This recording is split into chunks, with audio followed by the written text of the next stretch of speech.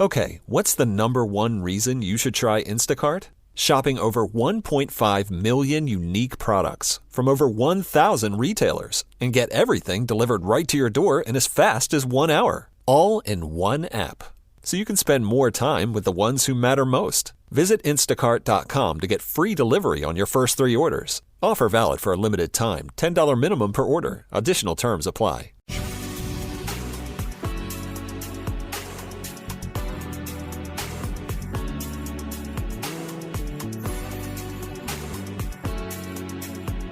All right, welcome back, everybody. It is Sports Daily on KFH. We're glad to have you here.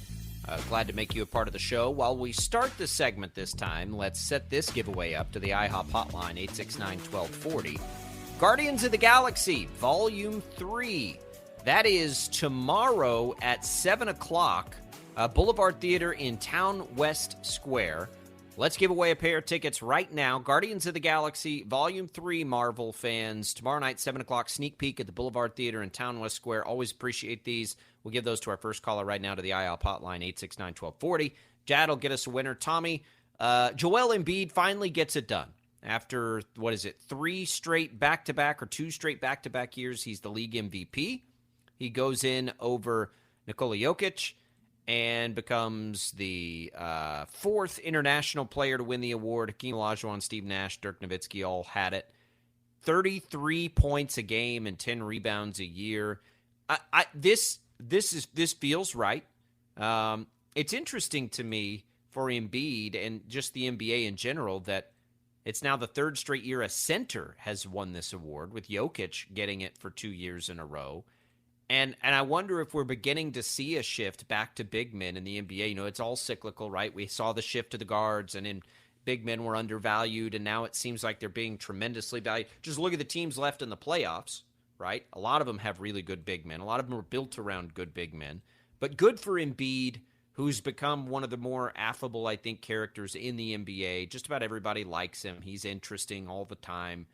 Good to see that he's likely back for Game 2 of that series. But your KU guy, Tommy, Embiid, this is good, right? Like, this is something I think people around here can kind of feel good about. Yeah, the first former KU player to win the NBA MVP since Wilt Chamberlain back in like 1968. You know, it's been a long time since that's happened, but good for Joel Embiid. His story is so cool. Didn't start playing basketball until high school. Was very, very raw going into college. You saw flashes of the brilliance when he was at KU for that 1 year, and then you weren't sure if it was actually going to pan out for him or not. A lot of different injuries that happened for Embiid, and I know that there are stories of him, thinking about quitting multiple different times, as that entire rehab process and all of that was going on.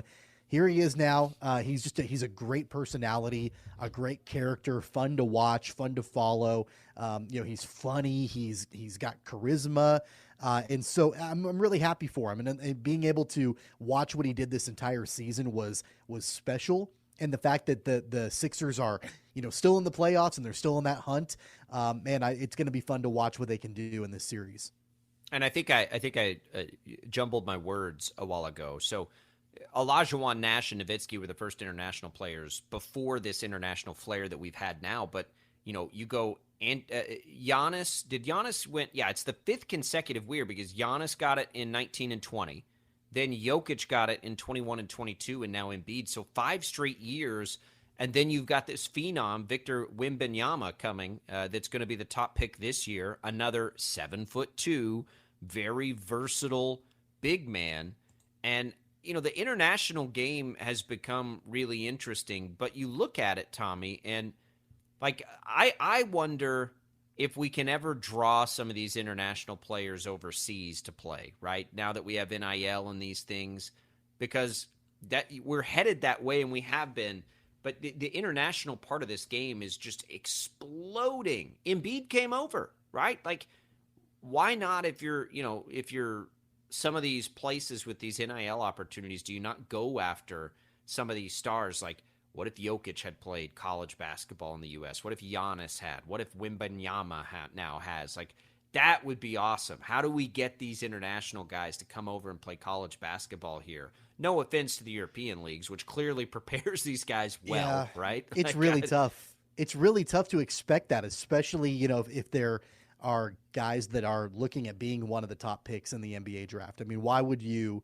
even with NIL, why would you go and spend a year, in college when you can cash in with that NBA contract right away? So that's a really difficult proposition, even with the world of NIL, for the top level of those players. I think that there is now a bigger decision to be made for some of those guys that, they could go to the G League right away or whatever that developmental league is, or they could go and do that sort of thing right away, or go and play in college for a year to get drafted. I think that there is that decision that, it's more, I don't know. It's a little bit of a tougher decision to make for those guys. But if you're going to be like 1 or 2 in the NBA draft right out of high school, just do that instead of going to college.